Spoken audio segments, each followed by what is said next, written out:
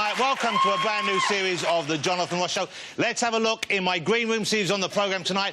We have one of our finest screen actors, from his iconic portrayal of Mr Darcy to his Oscar-winning role as George VI. Ladies and gentlemen, it's Colin Firth. Well, how exciting is that? Colin, a genuine superstar to kick off the new series. Colin stars in the fantastic new film Kingsman, and I'm thrilled we also have with him his co-star from that movie, a great young actor, one of the stars of tomorrow, Mr Taron Egerton. Hi, Taron. We've got the star of Men Behaving Badly, Jonathan Creek. Life Begins. It is the always fabulous Caroline Quentin. So lovely to have you here, Caroline. In the sparkling blue top. My next guest is one of the funniest rising stars in comedy, Katherine Ryan. Yeah! I love Katherine Ryan. You will love her as much as I do. And if we have enough time, we will put a bit of music on the end of the show.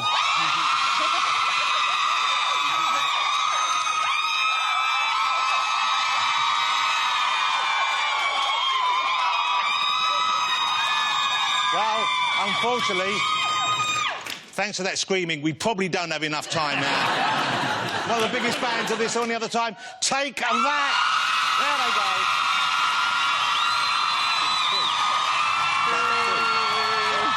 And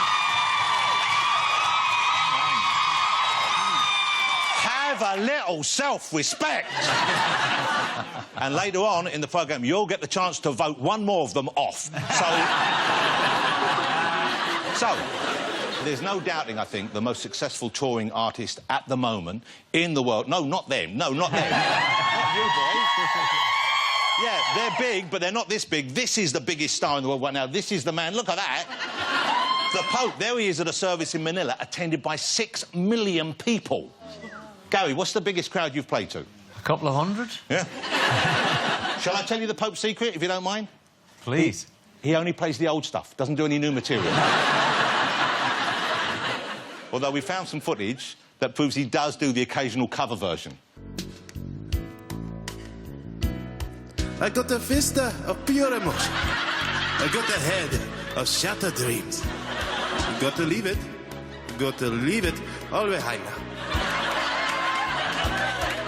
Whatever I said, whatever I did not mean it. I just want you back for good. I want you back. I want you back for good. You see, that's how it should be done. That's right. Let's get my first guest out, ladies and gentlemen. He's an Oscar winner, a multi-BAFTA winner. He is the effortlessly charming Colin Firth. Here he is.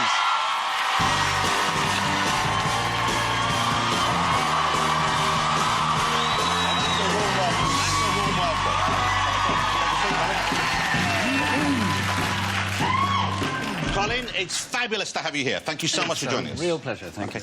Well, here's the thing. Let me start by just asking you something. It's Oscar time coming up. They've named the nominations, of course. You won the Oscar, and I'm sure everyone knows this, for the King's Speech a few years back. So, belated congratulations for that. Thank you. An incredible performance in a wonderful film. How is that on Oscar night, when you're there, not knowing in advance, then winning? What's that evening like to experience? Yes, it's, well, you're in a minority suddenly as a winner. Because I'd been there the year before as a loser, and it's a much bigger party. Because you're among the 80%, you know, not the 20%. Yeah. And there's a real solidarity among people who are commiserating with each other. And so there's a little bit less hatred when you're one of the people that didn't pick something up. So, in a way, on the evening, it's better to lose? For that night, it is, yeah. Yeah, you can lick your wounds the next morning. Yeah. Can you do that? I've tried. I can't reach. I don't know.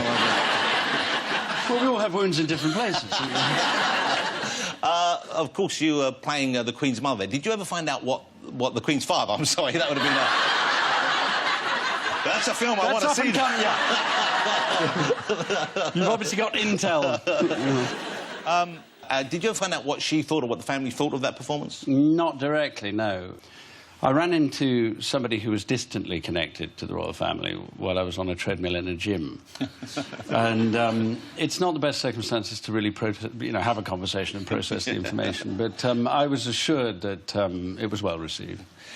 This year, the Oscars, of course, we've got... It's kind of like Harrow versus Eton. We've got Eddie Redmayne, we've got Benedict Cumberbatch. You've got two of the, you know, fine young actors, representatives of... And I'd always assumed that you came from that kind of background as well.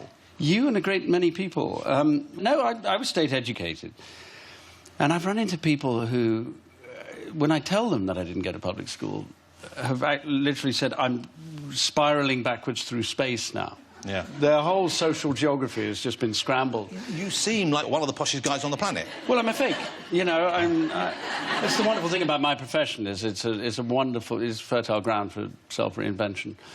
You know, but I didn't really do it on purpose. I mean, I was, you know, I had to adapt. I came back from Nigeria, and I went to a school in Essex, and it was the first time I'd realised that people my age I'd met people of my age who didn't sound like my parents. Yeah. So I hastily tried to catch up and change the way I spoke. What was your Essex accent like? Can you remember that? No. Well, how convenient.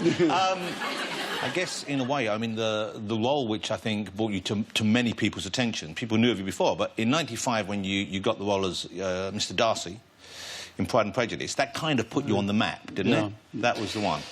Well, I thought I was on the map, you see. No, you weren't. No, was I not? No, you weren't. No. Well, it wasn't so much the level of attention, it's just how long it's lasted. It was 20 years ago. People still think about this scene, this you in the damp blouse. Well, it is a damp blouse. It's a damp blouse. The funny thing is, the whole shirt thing has grown as the rest of it's been forgotten. Yeah. And I was rising from the Serpentine like, in plaster of Paris form a couple of years ago. Well, we have a picture of that. This is a weird thing. Look at this. This is a terrifying image. Look at that.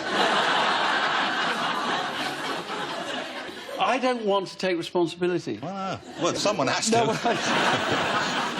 Am I right in thinking that scene, initially, you were not meant to be wearing the shirt? That is true. I was meant to be wearing precisely nothing. Nothing?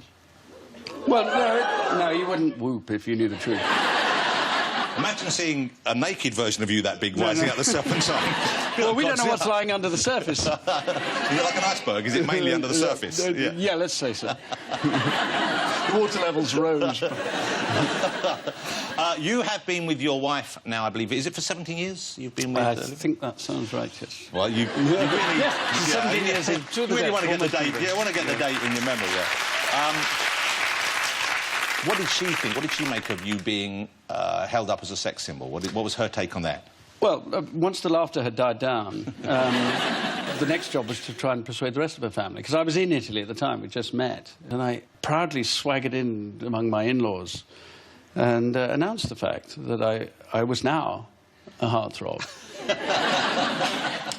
They had the same response that she had had. Yeah. And I went home rather hurt. And then it started to become a kind of almost sociological study among the family. Do English people find constipated repression sexy? And I remember my mother-in-law saying, so, is John Major also sexy? And all this business of trying to deconstruct, you know, what it is about English people that would respond to something that they found as profoundly unattractive as my character. But after 17 years now, A, they must have accepted that's a fact, and B, I imagine you can communicate with them more directly. Your Italian must be pretty good now, isn't it? It's functional. What will often happen is I'll say, I don't know, ciao, and someone will say, cosa detto? What did he say? And then someone says, ciao. And so my Italian gets translated into Italian by an intermediary. You know, buongiorno. What? Buongiorno. Ah, buongiorno.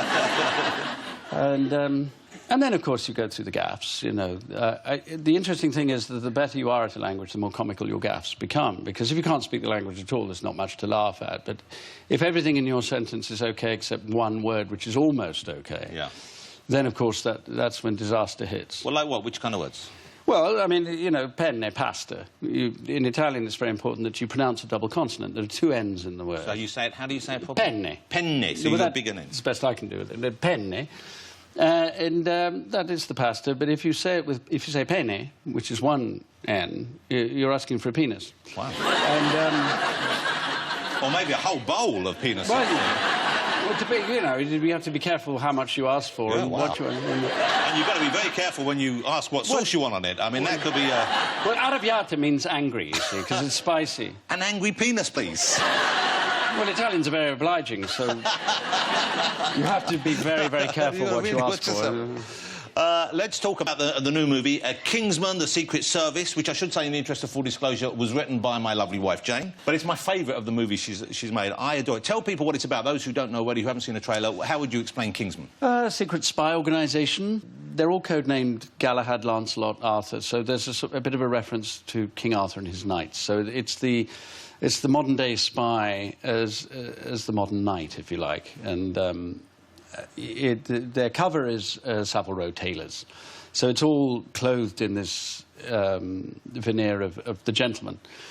And so it's the gentleman spy. It harks back to a kind of vintage era of the gentleman spy. I like to think the original Ian Fleming concept. Yeah. You know.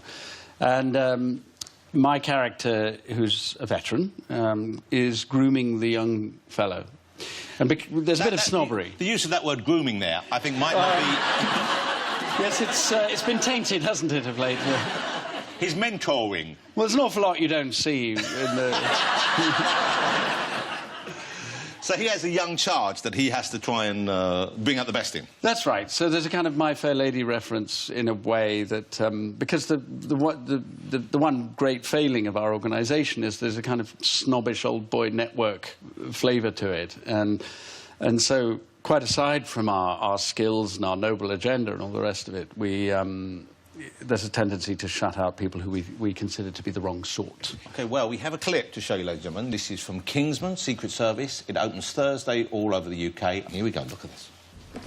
Excuse me. If you're looking for another rent boy, they're on the corner of Smith Street.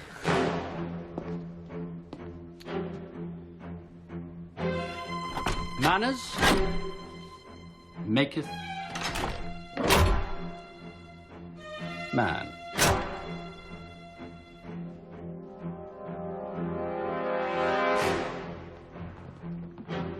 Do you know what that means? Then let me teach you a lesson.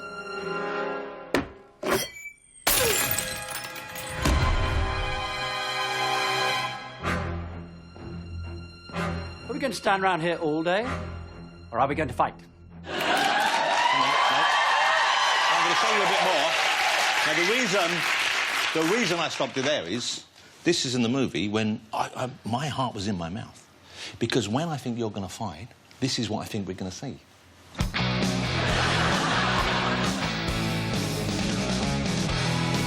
Touching you, got to touch you. I believe in a thing called love, just a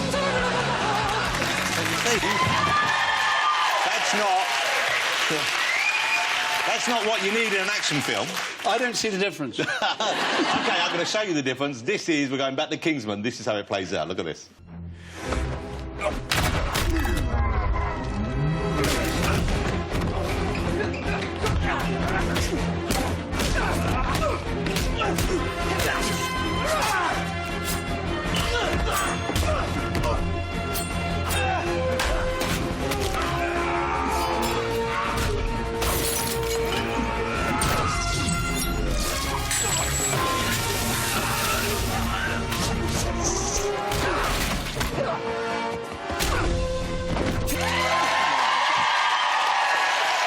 So much fun. That's so much fun, isn't it?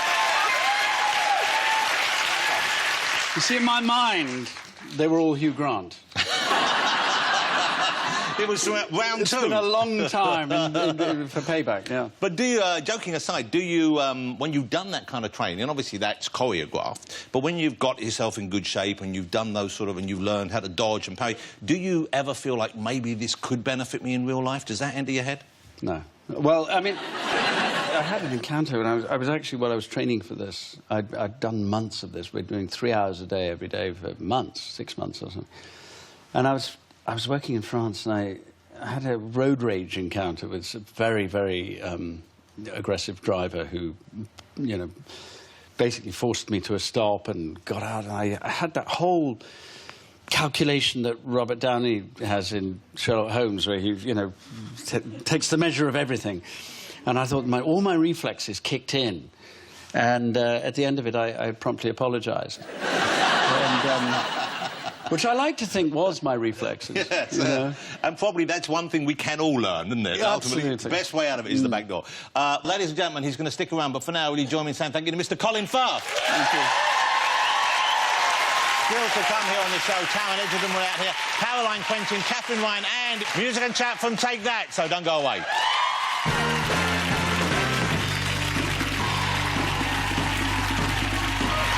Welcome back, ladies and gentlemen. Mr. Colin Firth is still here. He's going to be here for the whole show. I'm excited to say, but let's bring out my next guest. Tremendous young talent. He stars alongside Colin in Kingsman Secret Service. Will you please welcome one of the big stars of tomorrow, Taron Egerton.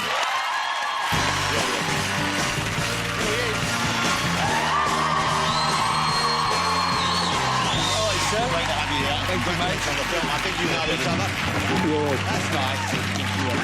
That's nice. That's a nice hug. Still talking. I'm pleased to see that. Very warm welcome, despite the fact no one knows who I am. Yeah. Not for long, though. Great performance in the film, really. Thank you, mate. Genuinely knocked out. And you play the kind of street kid who is taken under Colin's character's wing. And the accent you get dead right, but you're sort of Welsh, but you weren't born in Wales. Is that right? Yes. That was a Pavlovian reaction. All it takes is 3 Welsh people to sound like 300. That's what I know. Yeah, my parents are actually... My grandmother was Welsh, but my parents are Liverpudlian. So you consider yourself Welsh, do you? Through and through, absolutely, yeah. You speak any of the Welsh language? A bit of the old lingo.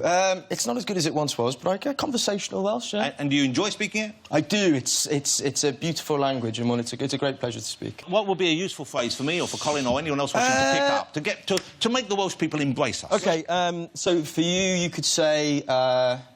OK, fy enw I... Fy enw I... Ydy Jonathan. Ydy Jonathan. Croeso i'r sioe. Croeso i'r sioe. Which means, hello, my name is Jonathan, welcome to the show. That's very nice. Thank you very much indeed. Hello, Wales. But you were in Aberystwyth. Yes, Aberystwyth, yeah, that's where I kind of consider home. I moved there when I was about 12, yeah. And didn't you live in the place that had that absurdly long name, didn't you? That's where I went to primary school, yeah. OK, so there it is. So presumably that trips off your tongue very easily. Llanfair Pwyll Gwyngyll Gogerach yn Drobwy Llant y Silio Rwg o Gwch. Wow. Wow.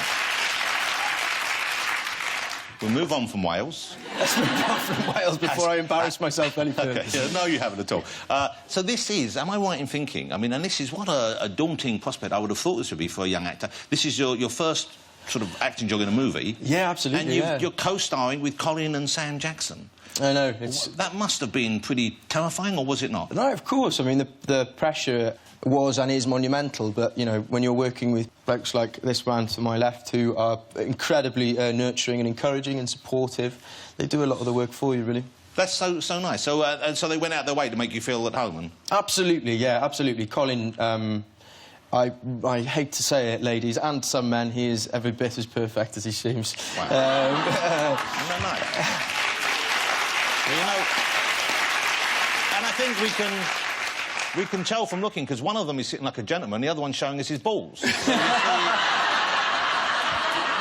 I've been told, actually, by my publicist not to crease the Armani. Oh, I see, so that's going back to the store, is it? Yeah. And I was taught by my maiden aunt how to say this. So you're 25, is that right, Tam? I am 25. Wow. So this is an exciting time in your life, I would have It's thought. crazy, yeah. It's, I mean, it feels like last week that I was working in Peacock, so, you know, to be here with your good self is something of a thrill, yeah. How did you find, as a young man, I mean, Colin was talking about the workout he had to do in the preparation. Did it come easier to you, do you think? Did you have to work just as hard? God, no. I like beers, pizza and television, so, I mean, to have to whip myself into that shape, it was... I mean, it was great fun, and you can't actually perform those stunts unless you are at a certain level of physical fitness. But, yeah, it was tough going. It's like an homage to the early Bond movies, isn't it? Were you a fan of those? Did you see them even? Because you're just a baby, really. Have you heard of James Bond? Do you know what I'm talking about? Middle-aged people do this. They presume. Right. So, there's this Colin! No. He's talking about you as well! Yeah, there is, I know. All too well.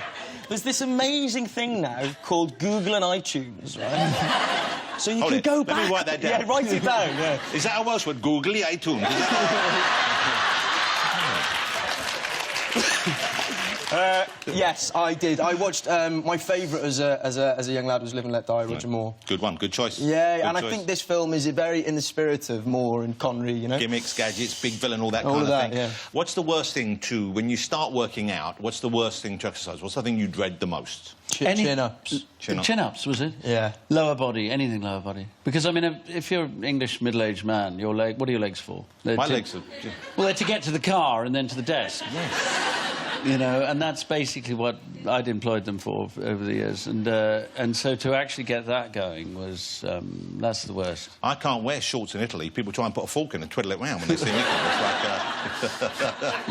Mi dispiace, non parlo italiano. Listen to that! I had an It's Italian... better than your Welsh. It's better than my Welsh. Googly iTunes. Let me ask you then about what you do after this, because I know there's another project coming out immediately afterwards, which could not, in some ways, be further. That's what... yeah, quite... From this, I would have thought. And it surprises me, because you're not a bad-looking guy. Thank you. I mean, you're no heartthrob, but you're not bad. But what are you playing next? What's the big next movie role for you? I am playing Eddie the Eagle in a film about his experience. Thank you. There we are. No, seriously. A few titters of recognition. Let that settle in for a minute. Now, I don't... Hey, Eddie's a good-looking guy. We're making a film about his experience during the 90s. Hold it. That's an uncanny likeness. I can see why they... Just you wait, mate. Just you wait. OK. We have some Eddie the Eagle glasses here. Of course you do. And Hugh Jackman is playing Eddie's trainer, isn't he? My coach, yeah. I mean, we all know what Hugh Jackman looks like. We have a picture of the coach. I don't see the similarity between them. Do you know what he looks like in real life? I don't actually Here he know. is. This is the picture of Chuck, the coach who actually looked after Eddie. So you see...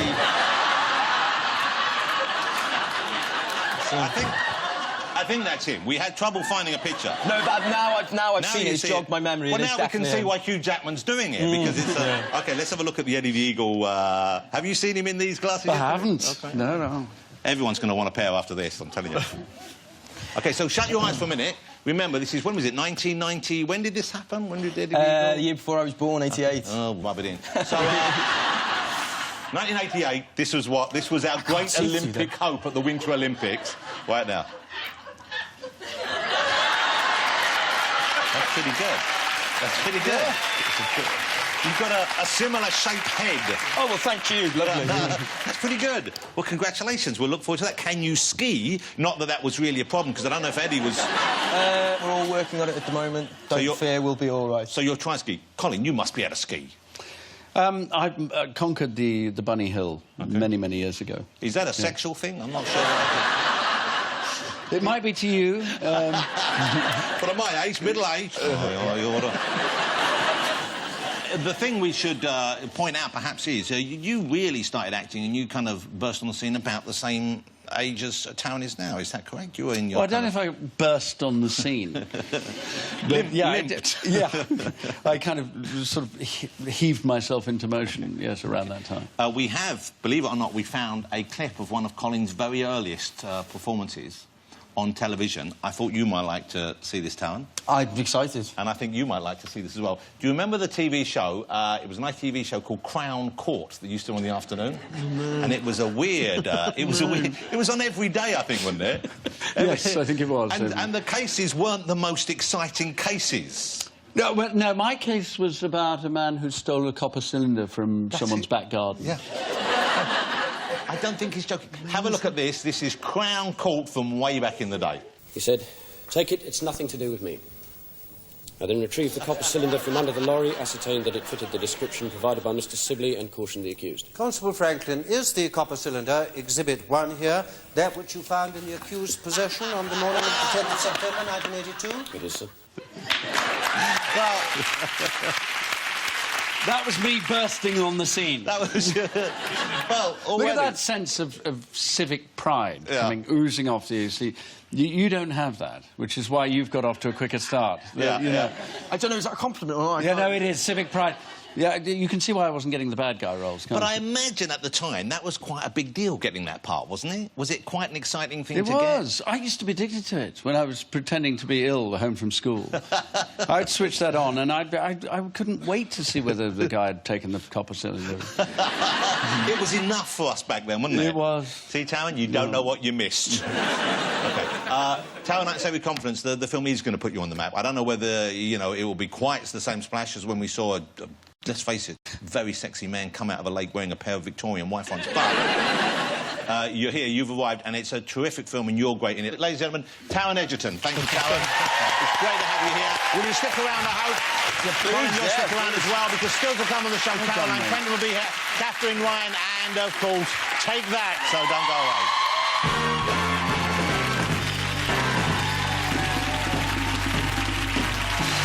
Welcome back. Let's get my next guest right out. This is one of my favourite actors from Men Behaving Badly, Jonathan Creek. She's about to start on stage in an adaptation of the classic novel The Life and Times of Fanny Hill. Will you please welcome Caroline Quentin?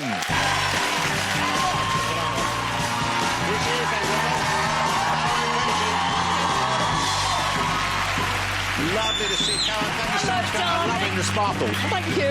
You must know, I'm sure you know Colin, meet Taryn. So, Caroline, Yeah. I believe you're a fan of, obviously, the fellas here, but also you're a bit of a Take That fan as well. You know, you can go off a band, you know. How is it mingling with the fellas backstage? You enjoy that? It's great, actually. It's really great. They hold quite a special place in my heart, because when I first met my darling husband, Sam Farmer, he had not really long been out of a rugby club, and when they were on tour, the rugby boys, all 6'8", big cauliflower ears, used to learn a Take That number, and then they would go to a club in Leicester or Bradford or wherever it was, and they would take over the entire floor. Wow. To try and pull girls, and they used to do Relight My Fire. Yes. Yes, I know, it's marvellous, isn't it? And when I first met Sam, he told me that bit of information. I was quite impressed, and so before I'd let him do special cuddles with me, I made him do Relight My Fire with no clothes on. Well, that'll get you...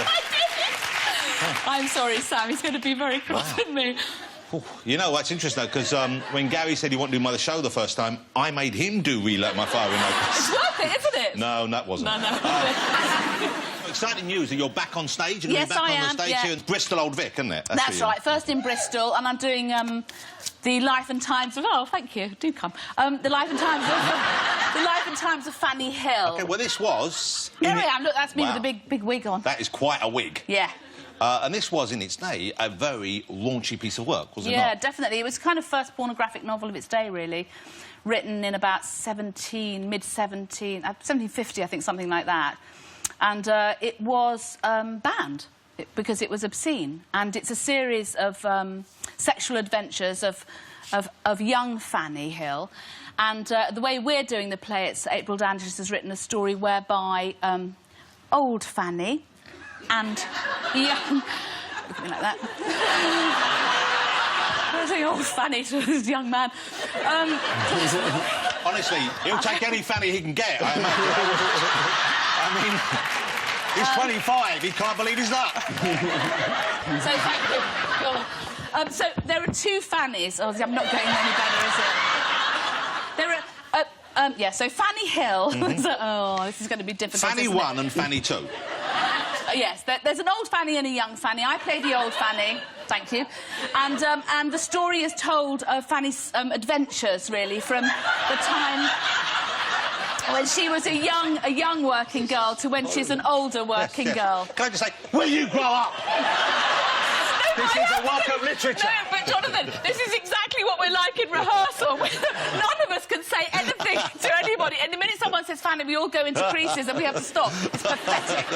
OK, well, I'm going to read it now. We've got some quotes here. I couldn't believe how it is rude. really Rude. full Properly on. rude. Properly rude. Have you ever read it, Colin? I don't think you have. I have not. No. I'm certainly going to read it now. I will give you a quote from this. Here you go.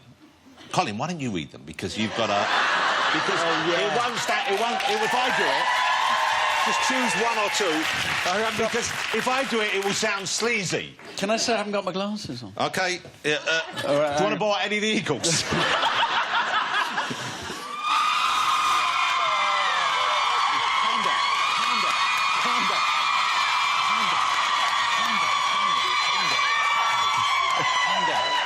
Bless you for that.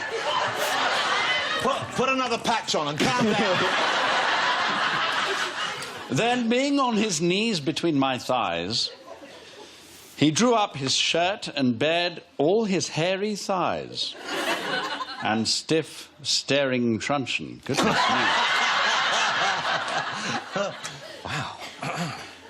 Number 2. We could observe pleasure lighten in her eyes as he introduced his plenipotentiary instrument Yes. into her. Yeah. Wow. Number 3. You're making it sound like a tax bill. You know what we used to do? When we had those stories in the porn mags going around the school when we were 14, Yes. we used to read them out in that Monty Python voice. Which one? Well, it was the one that... Then, being on his knees between my thighs, he drew up his shirt and bared all his hairy thighs I'm and going to do it like that. I'm going to do it like that. You don't want any more, do you? No, that's more than enough. I'm taking that home. Yeah. We'll read that later. And there's singing on stage as well. It's not a musical as such, is it? It's not a musical, but we are using lots of traditional songs of the period. Right, so we're dancing and singing and playing drums, and there's all kinds of cavorting. Can you give me an idea of the lyrical content, or what kind of... One line is, one word from you more, and because I'm a whore, I'll kick your ass over both steeple. Wow, that's pretty good, isn't it? Yeah. And the next line is, it goes, we light my fire. OK, but you started out on stage. I mean, I know you for your TV work. Yeah. Primarily, but you started out on stage in the first place. Do you get nervous stage performer? Are you nervous going back on stage? Yeah, I do. I mean, I was in the West End last year. I did 2 different shows last year, one a musical and one a play, and I do suffer from nerves still. I still get quite ill before shows. I still suffer from kind of sickness and stuff before I go on. But for me, it's about conquering that first night and getting through and kind of meeting an audience, you know, really feeling like you make a connection. I love that part of it. I like hearing an audience laugh, and I like being with them and feeling we've shared something, yeah. Colin, I mean, I know you've done stage work over the years, not for a while now, I guess, but were you a nervous performer when you were on stage? Did you used to suffer from nerves at all? Oh, yeah. The last time I was on stage, which was quite a few years ago now, I had a complete meltdown. I mean, on first night, I was sharing a dressing room. It was the Donmar Warehouse. It was very tiny. And I just needed a moment to breathe. And I thought, where can I go that's alone? And the Donmar Warehouse has no stage door, so there was a fire door, a fire exit. So I went out there just to breathe 10 minutes before the show, and it closed behind me. But I had to go around the front on the first night and push my way through the first night crowd, all the very people I was most terrified of, and then pound on the pass door to beg to be let back in. And then the next thing was just someone pushed me on stage. But in a way, maybe that helped, didn't it, on that night? Maybe that... I think if I'd been left alone, we'd be reading stories in the press about how it was last seen in Antarctica or something. All right, so how long are you on stage? How long are you doing Fanny Hill for? We've got 4 weeks booked in Bristol, and then I think possibly it'll find a home elsewhere. So maybe come to London or go elsewhere? Yeah, hopefully. OK, that starts on the 5th of February at Bristol Old Vic. It sounds like it's going to be so much fun. It will be fun. OK, I'm really looking forward to seeing it. Ladies and gentlemen, the fantastic Caroline Quentin. OK, Caroline is going to stay with us. Still to come after the break, fabulous comedian Catherine Ryan will be out here. And Take That will be chatting and performing live. See you in a couple of minutes.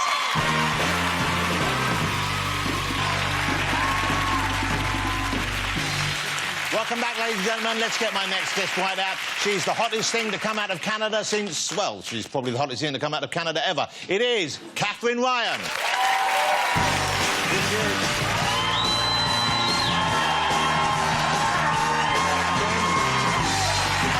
Spectacular dress. Thank you. Come on in. Hello. Hi, nice to see you. Hello. Hi. You've got to shuffle along. Everyone shuffles All right. along. OK, lovely to have you here. Thank you very much for having me on. You live here in the UK, originally from Canada, though. A beautiful country, of course. Yay. Whereabouts? There you go. No, I'm not. That was a Welsh person. Yeah. I'm not from that part. No. I am from the depths of despair in Canada. It's called Sarnia. And it's an industrial kind of town, isn't it? It is the petrochemical hub of North America, if you're ever looking to make a mess. Yeah. And it looks quite beautiful. Wow. Yeah, there it is. Gosh. It's like Aaron Brockovich, you know that film? Yeah. It's a bit like that. That's got to be dangerous. Though they promise me it's not. They say, oh, no, we've looked after everything. It's totally clean. I feel like that doesn't look... I mean, I turned out this way, so there's an indication. I imagine you must be the biggest star to emerge from Sarnia, or that part of Canada. No, we've got a golfer. He's called Mike Weir. He's pretty good. Justin Bieber's from not far. Justin Bieber? Yeah, he's from Stratford. Well, that would be the chemicals. Yeah, I know. I know. The best thing I ever heard about Justin Bieber, I forget who said it, he looks like a single dad trying to reconnect with his teenage son. Justin Bieber is horrible, isn't he? Well, we should just qualify this. Have you met him? Can you say this from some experience? Listen, it's not his fault. I have met Justin Bieber briefly. And I think you need to hear the word no in your life. And the poor lamb, I mean, he hasn't heard the word. That's why I've come to the UK. Look what happens when America's interested in you. I don't want that happening to me. You have a daughter? You have a young daughter? I have. Is she allowed to watch you work? I mean, does she see you when you do panel shows like 8 out of 10 Cats and those shows, Mock the Week, that kind of... Do you let her watch that on TV? Absolutely, I do. My daughter Violet is 5.5. She'll be watching. She's a big fan of yours. Oh, well, that's nice. She loves Jimmy Carr. So that's his audience. Yeah. She gets a bit shy. She'll go, Mummy! Oh, because she's English. Yeah. I did not see that coming at all. But she hid it very well as a baby. You couldn't tell that she was English at all. For about a year. And now I see the British are sneaking into their own country through my body. Why would they bother? Why would they do that? Nigel Farage didn't see that coming. She gets all shy. She goes, will Jimmy be there, Mummy? Will you see Mr. Jimmy Carr? I say yes. And she's like... She likes him. She loves him. She's cool. I know everybody loves their kids. Most people are wrong. Yeah. Most kids. When you're touring, do you take her with you on tour? Can you take her with you on tour? Or do you stick closer to home? What do you do? Yeah. Well, when Violet was a baby, it was really easy to take her absolutely everywhere. You just strap them to you and be off. Yeah. And the first time I had to do a gig with her, she's 21 days old. Wow. And I had ill-advisedly taken her to Latitude Festival. I didn't know that it would be difficult to have a newborn. I wasn't on the blogs. I brought her on stage in the carrier, and I didn't have any material about being a mum, so I just didn't mention it. I just had this very small, like, infant just hanging off me, and I was like, what's the deal with Cheryl Cole? Yeah, I just went on. I know. What's your tour about? Because the title of your tour is Glam Role Model. This is the tour you're on right now. What is it? Is it about one thing, or is that just a cute title for it? It's about a myriad of things. I talk about glamour models, yeah. Like a glamour model, yeah. Right, babes, right. I talk about that culture. I talk about celebrity a lot. And I love the UK tabloid culture. It takes someone to spin it around and talk about it, but I just think it's so fascinating and it's fun and it's really inspiring. So what do you like about it, then? What do you focus on? Well, Cheryl Cole, for example. Yeah. Oh, you love her, don't you? Yeah, love her. You absolutely love her because she's gorgeous. Isn't she gorgeous like a baby? Gorgeous. I know I can't do a Geordie accent. I don't care. That was a better Cheryl Cole than she does. Nah. Although she's Fernandez Fafini now, so yeah, it's not yeah. Nee Tweedy. I mean, she's got many names. Have as many husbands as you like. Just don't get upset when we can't remember all your new names. We don't have that kind of thing in Canada. We've got bears. Yeah.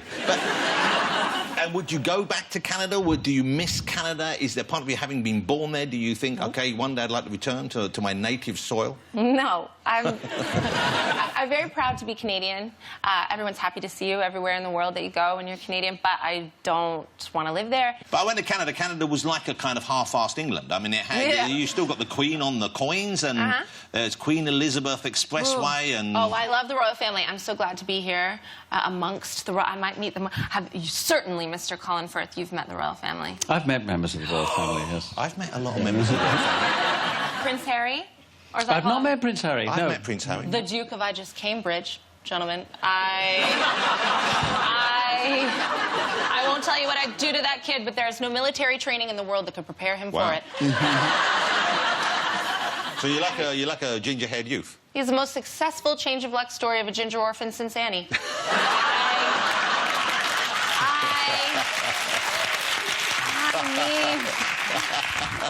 I like him a bit. You like him enough? OK, Catherine, lovely to have you here. I'm very pleased you came on the show. I'm a big fan of yours. Ladies and gentlemen, catch her on tour if you can. She's on from April to July. It's been extended, hasn't it? It's called Glam Role Model. The lovely Catherine Ryan, ladies and gentlemen. Catherine, thank you. OK, we don't have a lot more time, but we do have some guests that I'd like you to maybe make as welcome as you possibly can. They only need a two-word introduction. Take that! Chaps, how are you? Oh, good to see you. Lovely to see you again, Gav. How are you? OK, quick chat before you perform first, because we don't have a lot of time. Too much screaming went on. Ladies. I'm just a man. How is it now that you're settled into being a three-piece combo? I know you're getting ready for a big new tour, which will be exciting. Jason left you last September, so when you're now getting ready for it, do you feel like there's something missing, or, you know, is it easier maybe to choreograph or work, or even are you maybe looking for a new fourth guy? It's different, definitely. Yeah. But at this point, you know, we've kind of been working as a three now for over a year, so we've really got used to it.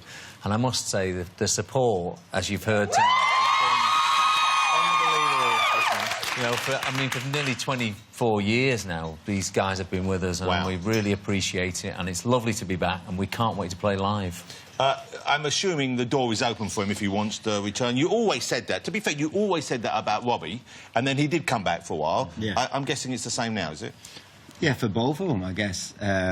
I mean, for us, with this record, you know, we're in the middle of it now, and we're enjoying it and stuff. But you know, we hope one day they'd both come back. It just wasn't the right time for them. So you never know. Hey, congratulations in order. You got married fairly recently, didn't you? I love you. How are you finding that? Nice. I've lasted 3 weeks now, so it's going well. 3 weeks, that's pretty good. Big anniversary. Any plans for... Well... intercourse? I think that... No, I think it's inevitable. The thing is... We're talking about babies now, aren't you? Yeah. No, I think it's going to happen. You know, it's going to happen. You know, That'd be lovely. I've already got 2 children, but I think Jason was at the wedding as well. Wow. He was there. That's nice. Well, you were there as well, weren't you? Yes, yeah. And let's face it, that's not the only wedding you're going to be at, because you've got this weird thing going on. You're going to be singing at a bunch of fans' weddings. I'm doing a few weddings this year. Wow. I don't know if I'm doing that one. And so, how's that come about? You know what? It's a bit of fun. Yeah. You know, I always think Twitter, you know, it can get too serious. Let's have a bit of fun.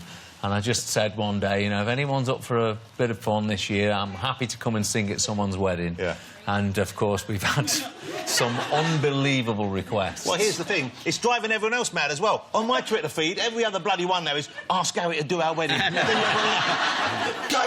He's not going to do what I say. I'm thinking there's going to be a few disappointed brides as well when they get to the end of their day. I mean, they're going to be all day... They're going to be thinking any minute now. I do. Well, let's get so in actual fact, what we're saying is, he's a heartless bastard. unless you do every wedding. I think we should. OK, so new album has been out for a while. Incredible. #1 hit as well, of course, as always. And, you know, you guys are happy. You're going to carry on performing for as long as the fans want you to, I guess, aren't you? Hopefully. Yeah. It's exciting. We love doing music. We love writing songs. We love doing the shows. So, you know, we want to carry on doing that. We're going in the studio next week to start writing again. So, you know, we're...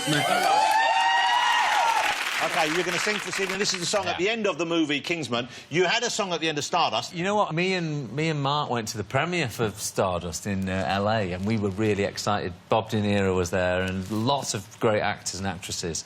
And we sat on the front row, and we watched this whole movie, and we were dying for the end.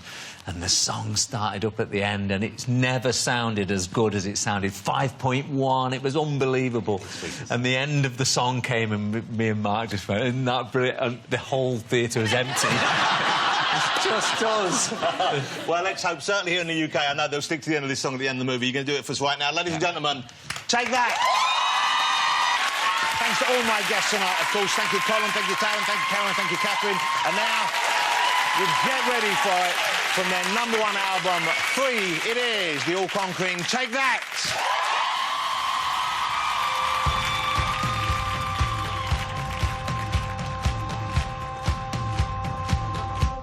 Get ready for it.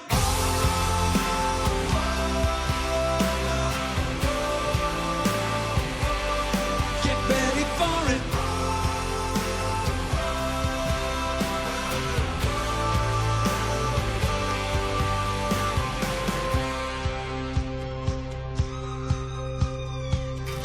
You said whatever you put out there, whatever you put out there is gonna come back.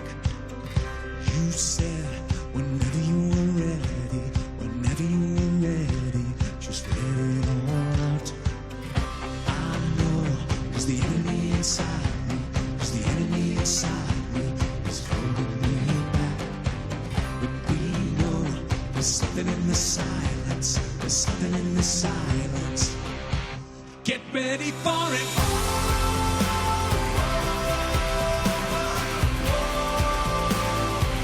Yeah, get ready for it.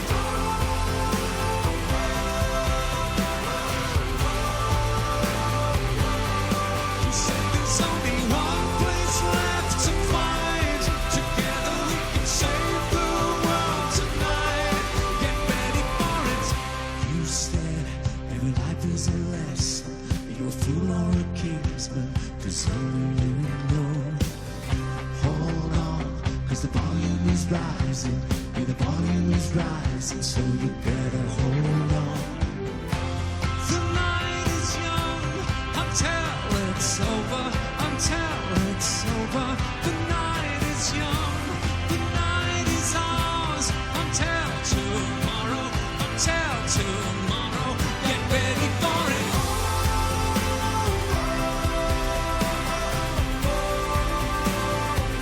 Yeah, get ready for it.